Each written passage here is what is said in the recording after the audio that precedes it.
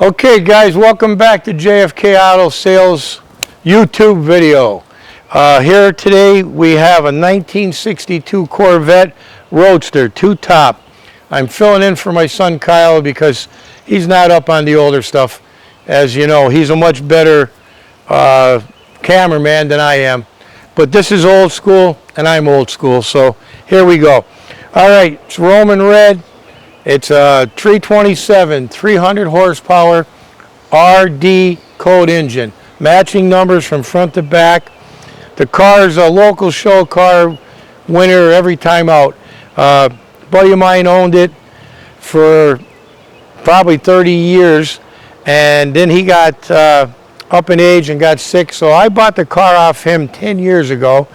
I sold it to another friend of mine who's had it 10 or 11 years. And now he's up in age, and he wanted to sell it. So I wound up buying this in the 1990 that you've seen, the blue Quasar blue car. The car has a 4-speed in it, T10.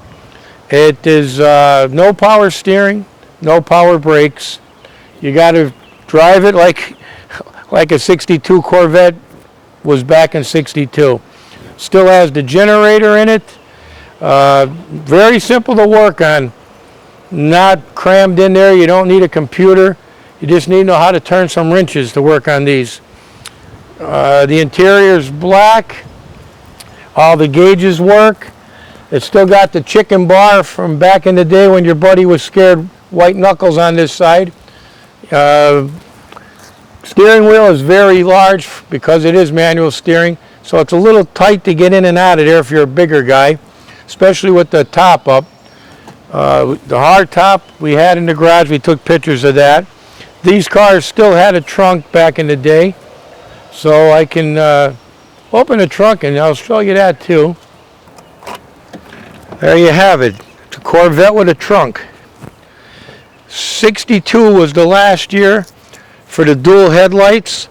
It was the first year for this rear end, and then in 63 they implemented this with the split window. Corvette had this tail section and a different front end, as we all know, with the hideaway headlights, and everything was different. You went into independent suspension.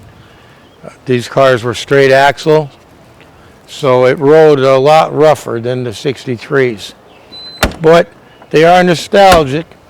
If you go to any roadside restaurant, usually there's pictures of the C2 Corvettes, and they're fun. They're a lot of fun to drive. Brings you back to the day.